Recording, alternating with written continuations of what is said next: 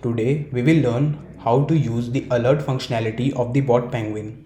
First of all, select the bot, then go to the website chatbot settings. Here you will find the section for the alerts. Alerts are basically used to get the notification of the leads when they interact with your bot. Here you can write the subject.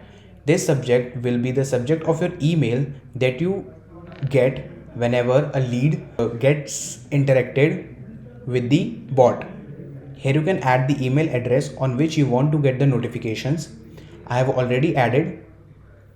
You can enable this button to get the email notifications and also enable this button to get the lead revisit notifications. Click on the save changes and your alerts will be fully functional.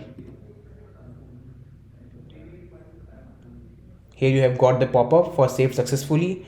Now your alerts will be triggered. Thank you very much.